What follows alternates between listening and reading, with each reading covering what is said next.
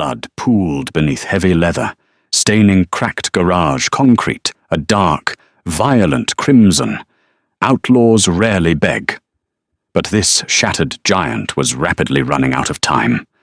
Saving his life meant crossing a line no sane man ever crossed, plunging a desperate kid straight into a ruthless, unforgiving underworld war. Dust motes danced in the pale, flickering light of a single fluorescent bulb at Miller's Auto Repair. It was past midnight on a sweltering Tuesday in July, and the suffocating California heat refused to break. The garage sat isolated on a desolate stretch of highway 138 miles from the neon glow of San Bernardino. Inside, 22-year-old Toby Hendricks wiped grease from his forehead with the back of a calloused hand. He was exhausted, struggling to rebuild the transmission of a rusted 1968 Mustang, trying to keep his late father's failing business afloat. The rhythmic ticking of the cooling engine was the only sound in the cavernous shop until a deafening, metallic screech shattered the silence. Toby dropped his wrench. It clattered sharply against the concrete.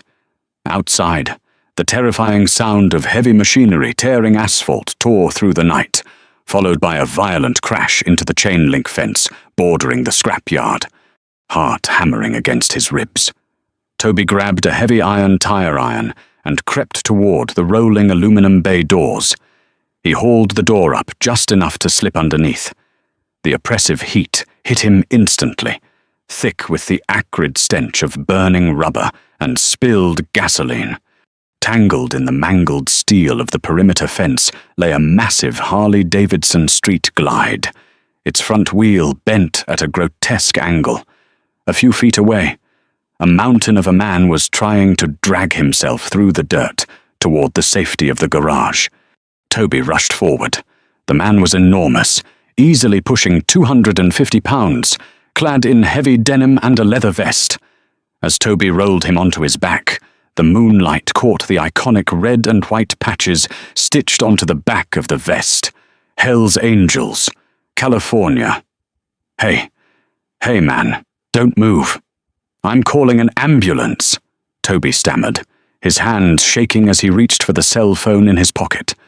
A massive, blood-slicked hand shot out, gripping Toby's wrist with bone-crushing force. The biker coughed, a wet, rattling sound, and locked eyes with the young mechanic.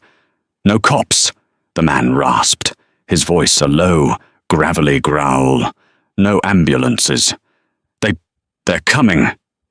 It was then Toby noticed the dark, wet stain spreading across the man's lower right abdomen. He hadn't just crashed. He had been shot. "Who's coming?" Toby asked, panic rising in his throat. Before the biker could answer, the distant, high-pitched whine of heavy V8 engines echoed down the canyon road. Headlights cut through the darkness, sweeping across the desert brush. They were moving fast, without sirens. "Hide me!" the biker demanded, his grip tightening until Toby winced. "Or we both die tonight." Survival instinct overrode logic. Toby hoisted the massive biker by his armpits, dragging him across the threshold of the garage. The man left a thick, dark trail of blood on the concrete. Panting, Toby dragged him toward the back of the shop, where a deep, grease-stained mechanic's pit lay hidden beneath a parked, gutted Ford F-150. "Get in," Toby hissed, practically shoving the man down the narrow concrete steps into the suffocating darkness of the pit. "The bike," the man choked out from the shadows. Toby sprinted back to the front. The headlights were less than a mile away now. He couldn't move a heavily damaged 800-pound motorcycle by himself. Instead, he grabbed a massive, filthy canvas tarp from a pile of debris and threw it over the wreckage, kicking dry dirt and tumbleweeds over the exposed chrome. He ran back inside, slamming the rolling door shut. The blood trail was glaringly obvious under the shop lights. Toby grabbed a bucket of industrial sawdust and a bottle of used motor oil. He kicked the sawdust frantically over the crimson smears, then kicked the oil bottle, letting the dark sludge spill across the floor, masking the scent of copper and death with the overwhelming smell of petroleum. He had barely slid beneath the Mustang, wrench in hand, when the violent pounding on the garage door began. "Open up, police!" a voice bellowed. Toby slid out from under the car, taking a deep breath to steady his trembling hands. He wiped his face with a rag, smearing grease across his cheek to complete the picture of a distracted, overworked mechanic. He hit the button, and the bay door rolled up, revealing 3 men standing in the sweltering heat. They wore tactical vests over plain clothes, but their demeanor lacked the disciplined restraint of standard law enforcement. The man in the center, sporting a jagged scar across his chin and a holstered Glock on his hip, flashed a silver badge with casual arrogance. "Detective Ray Garner," the man said, his eyes darting around the dimly lit garage. He stepped inside without waiting for an invitation, his heavy boots crunching on the sawdust. "You working late, kid? Trying to finish this transmission." "Sir," Toby said, his voice remarkably steady despite the adrenaline coursing through his veins. "Customer needs it by Thursday." Garner didn't look at the car. He looked at the shadows. "We're tracking a dangerous fugitive. Biker. Armed and highly volatile. Went off the radar near this stretch of the 138. You see or hear a chopper come through here in the last 10 minutes. I hear bikes on the highway all night." "Detective," Toby replied, leaning against the Mustang's fender. "But about 5 minutes ago, I heard a loud engine roaring past, heading east toward Victorville. Sounded like he was running wide open." Garner's eyes narrowed. He stepped closer to Toby, the stench of stale cigarette smoke and cheap cologne rolling off him. He looked down at the puddle of oil and sawdust near Toby's boots. "Clumsy," Garner noted, nudging the oil-soaked sawdust with the toe of his boot. Slipped and dropped the drain pan. Toby lied smoothly. "Been a long night." Garner's 2 accomplices hovered near the entrance, their hands resting ominously on their sidearms. Garner slowly walked the perimeter of the garage. He paused near the gutted Ford F-150. Toby's heart stopped. Below that truck, in the shallow pit, the Hell's Angel was bleeding out. If the biker coughed, if his boot scraped the concrete, Toby was a dead man. Garner pulled a high-powered flashlight from his belt and clicked it on. He swept the beam over the truck's rusted chassis, the light cutting through the darkness and illuminating the edge of the pit. "Don't look down. Please, don't look down." Suddenly, the radio on Garner's shoulder crackled to life. "Unit 2. We got fresh tire tracks veering off the shoulder, about 3 miles east of your position. Looks like a heavy bike." Garner clicked his radio. "Copy that. We're on our way." He turned off his flashlight and looked back at Toby, a cold, dead stare that made the mechanic's blood run cold. "Lock your doors, yeah? Kid, outlaws don't leave witnesses." "Yes."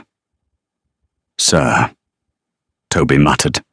He watched as the men piled back into their black SUVs and tore off down the highway, their tail lights fading into the desert night.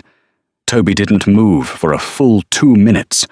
When he was absolutely certain they were gone, he sprinted to the back of the garage and practically dove under the Ford. "Hey," Toby whispered into the darkness of the pit. "They're gone. You still with me?" A heavy, labored breath echoed from the shadows. "Yeah, but not for long." Toby dragged the massive biker out of the grease pit. Under the harsh workshop lights, the situation looked terrifyingly grim. The man's face was ashen, slick with cold sweat, and his breathing was shallow and ragged. Toby hauled him up onto a heavy wooden workbench, sweeping aside carburetors and spark plugs to make room. "I need to look at it," Toby said, his hands hovering over the man's blood-soaked leather vest. "Name's Jack.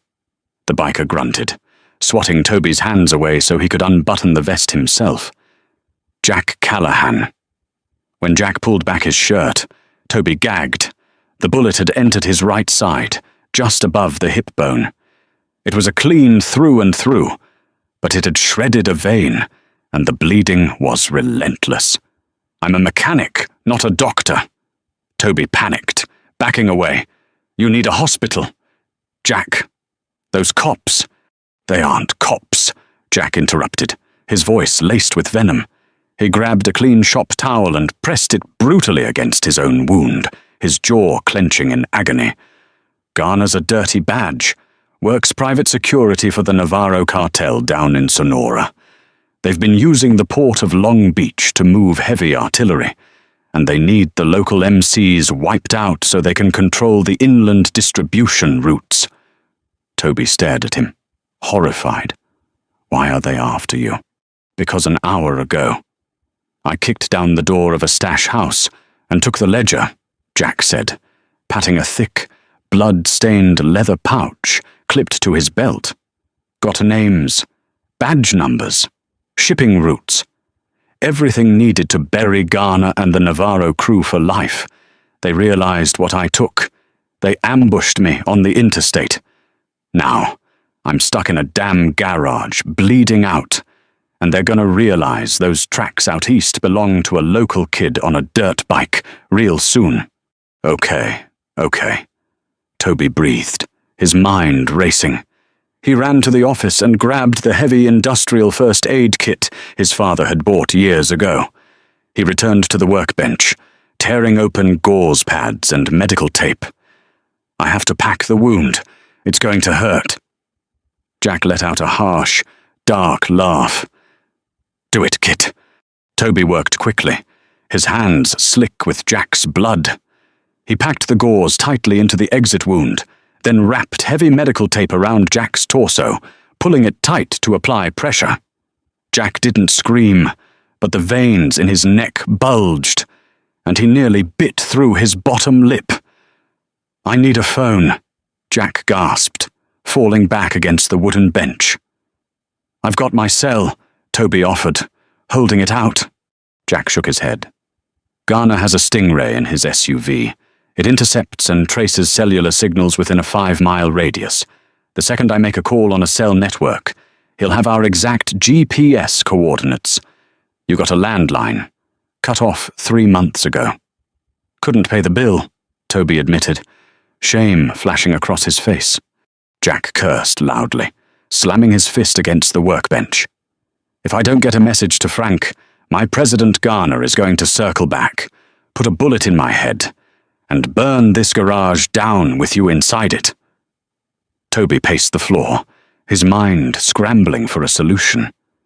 His eyes darted around the shop, landing on piles of junk, old engine blocks, and finally, a dusty shelving unit in the corner. Sitting on the top shelf was a heavy, metallic box with an array of dials and a long, bent antenna. "My dad was a trucker," Toby said, pointing to the box. "That's a high-frequency ham radio. He used to bounce signals off the ionosphere to talk to guys states away. It doesn't use cell towers."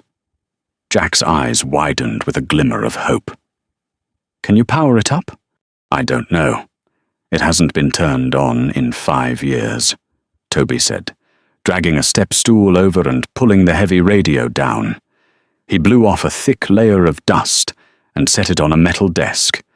He grabbed a 12-volt car battery from the charging station and hastily stripped the wires of the radio, clamping the positive and negative leads to the battery terminals. A sharp crackle of static filled the room, followed by a low hum. The analog dial glowed, a faint, sickly green. "It's got power," Toby said, handing Jack the heavy black microphone. "What frequency band? 14.27.185 megahertz, Jack instructed, his breathing labored. "It's a monitored frequency. We keep a guy listening 24/7. Toby carefully dialed the knobs, dialing through the screaming static until he hit the exact frequency. He nodded to Jack. Jack pressed the button on the side of the microphone. Broken wing to the nest.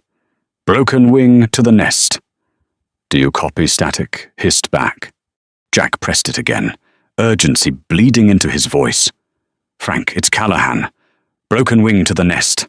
I am down. I repeat, I am down at the 138 cutoff. Code red. Garner is dirty. I have the ledger. I need the swarm.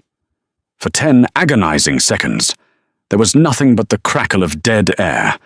Toby felt his heart sink. It didn't work. The antenna was too old.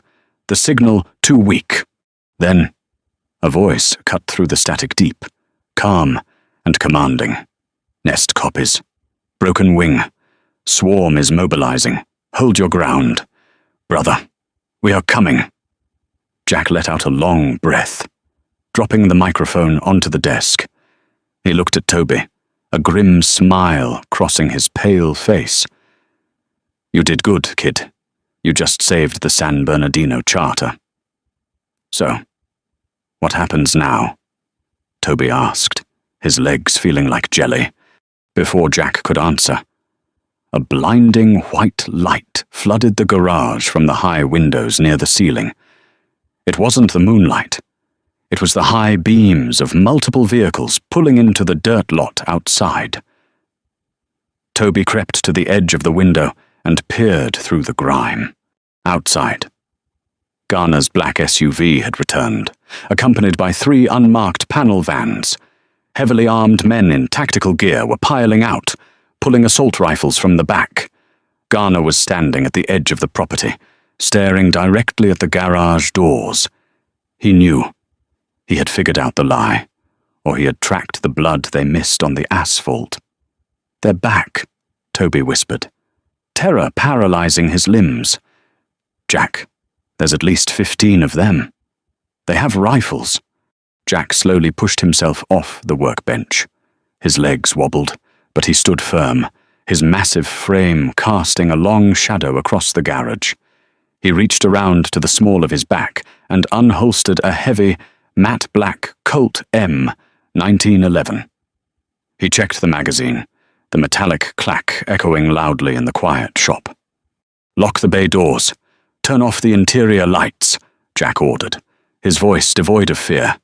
The man was a seasoned veteran of violence, stepping comfortably into a realm Toby couldn't even fathom.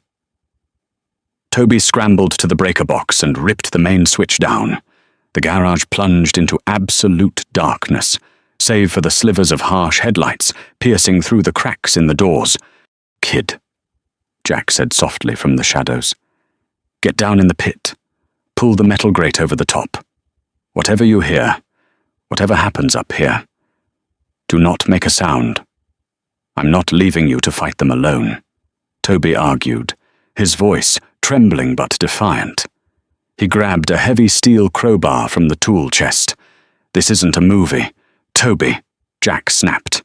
Those are cartel killers. That crowbar won't stop a 5.56 round. Get in the damn pit. Outside, the crunch of boots on gravel signaled their approach. Hendrix Garner's voice boomed through a megaphone, echoing off the canyon walls. We know he's in there. Send him out with the pouch. And you get to live. You have 60 seconds before we tear that tin shack to the ground and paint the walls with both of you. Inside the sweltering dark of the garage, Jack raised his pistol, aiming it dead center at the rolling aluminum door. Toby clutched his crowbar, his knuckles turning white, refusing to hide in the pit.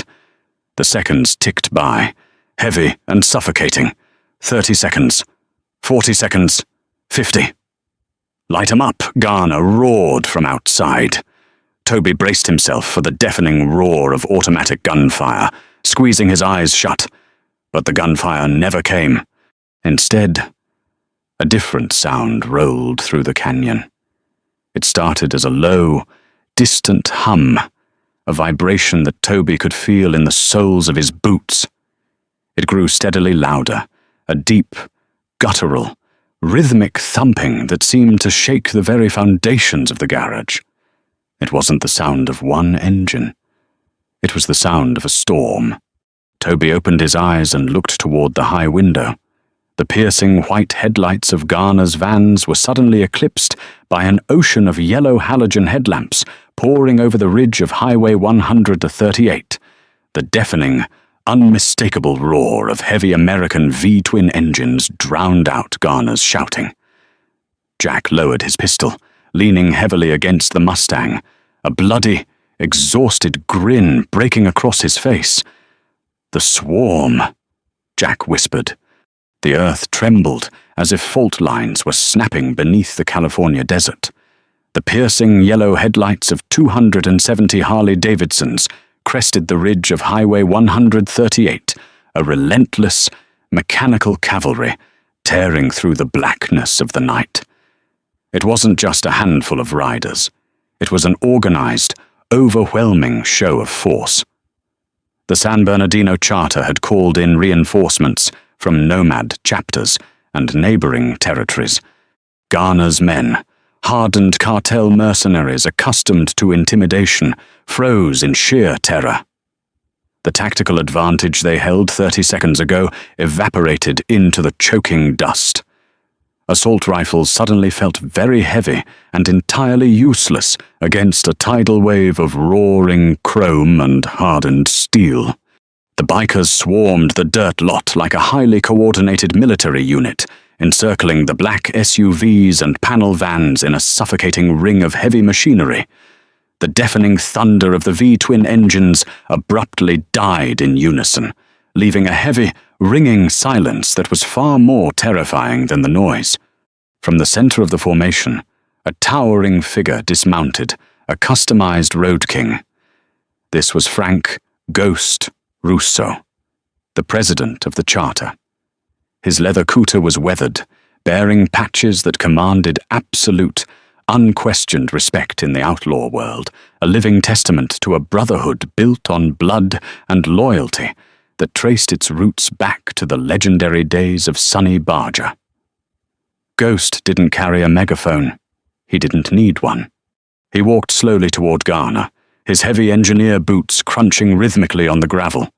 He was flanked by 6 massive, heavily armed men, the charter's elite enforcers. Garner swallowed hard, his grip faltering on his service weapon. "Russo, you're interfering with a police investigation. Stand down." Ghost stopped 10 feet away. His eyes, cold and hollow beneath the brim of a black ball cap, locked onto the corrupt detective. "You ain't police. Garner, you're Navarro's lapdog, and you're trespassing on private property." Inside the garage, Toby flipped the breaker switch. The harsh fluorescent lights flickered back to life. He hit the button for the bay doors, the aluminum rolling up to reveal the impossible scene outside. Jack leaned heavily against the doorframe, clutching his bleeding side, a defiant smirk plastered across his pale face. "Jack," Ghost nodded, his voice a low, gravelly rumble. "You got the package." Jack unclipped the blood-stained leather pouch and tossed it underhand. It landed at Ghost's boots with a heavy thud. "Every dirty deal, every shipment, every crooked badge Navarro owns. It's all in there." Garner's face twisted into a mask of pure desperation. He raised his Glock, aiming it squarely at Ghost's chest. "Nobody touches that pouch. We all die tonight if I don't walk out of here with it." The click of 270 hammers pulling back echoed through the canyon simultaneously. Every single biker in the perimeter had drawn a weapon, a bristling wall of steel aimed directly at the center of the lot.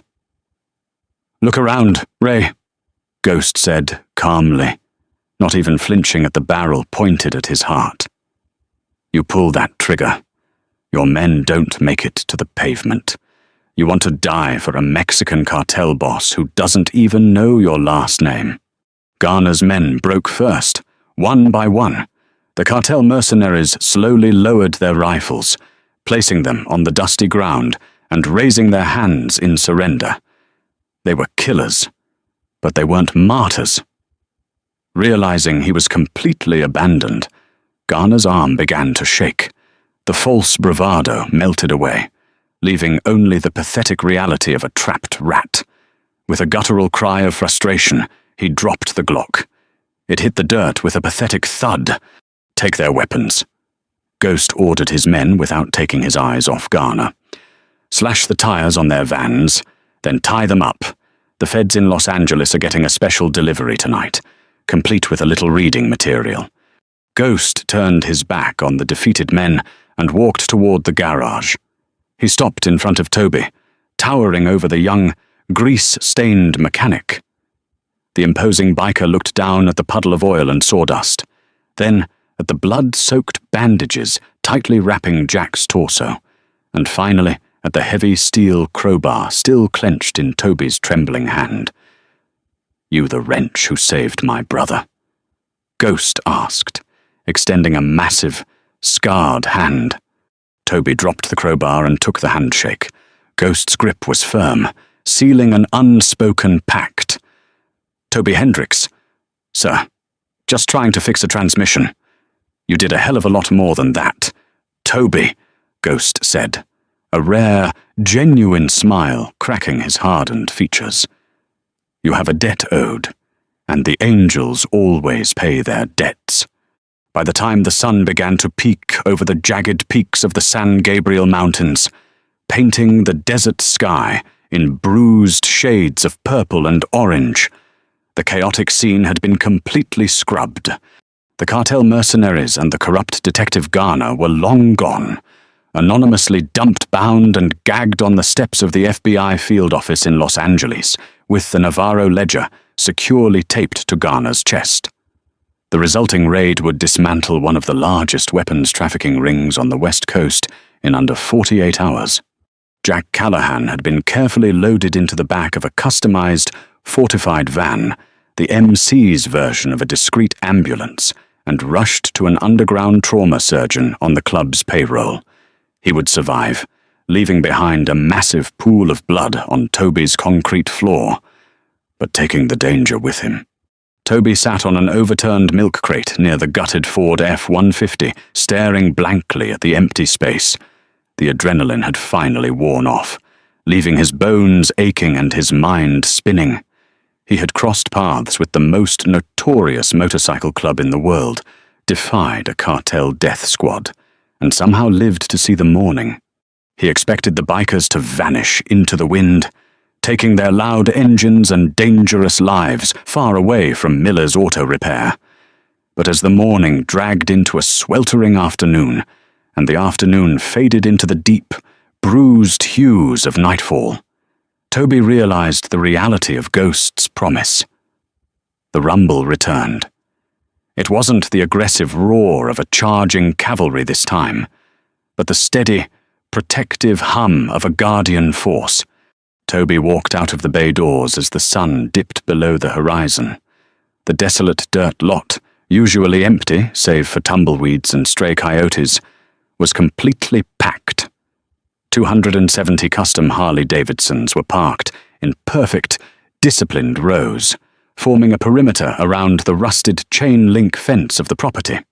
Burly men in leather vests sat on tailgates, leaned against chrome fenders, and stood watch at every possible entry point. A massive, bearded man wearing a sergeant-at-arms patch walked up to Toby, handing him a thick, sealed manila envelope. "From Ghost," the man rumbled. "And Jack says thanks for the patch job." Toby opened the envelope. Inside were thick stacks of crisp $100 bills, more than enough to pay off his father's medical debts, save the garage from foreclosure, and upgrade the aging shop with state-of-the-art equipment. But the money wasn't the true gift. "How long are you guys staying?" Toby asked, looking out over the sea of leather and chrome. The sergeant-at-arms lit a cigarette, the cherry glowing brightly in the dusk.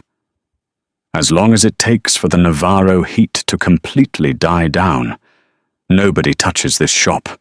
Nobody harasses the mechanic. Miller's Auto Repair is officially under the protection of the Hells Angels. For the next 3 months." Toby Hendricks never worked alone. The isolated garage on Highway 138, became a fortress. Cops drove past without stopping. Local gangs gave the territory a massive, respectful birth. And every night, the rhythmic, comforting rumble of V-twin engines echoed through the canyon, a constant reminder that in a world of ruthless predators, Toby had earned the loyalty of the fiercest wolves. He wasn't just a struggling kid fixing rusted transmissions anymore. He was the mechanic who stood his ground, the civilian who didn't blink when the guns were drawn, and by nightfall, he had an army guarding his door. If Toby's incredible story of loyalty, survival, and the unbreakable code of the Brotherhood kept you on the edge of your seat, hit that like button. Right now, share this video with anyone who loves a high-stakes true story. And don't forget to subscribe and ring the bell so you never miss another thrilling ride into the hidden world of outlaws. Drop a comment below with your thoughts.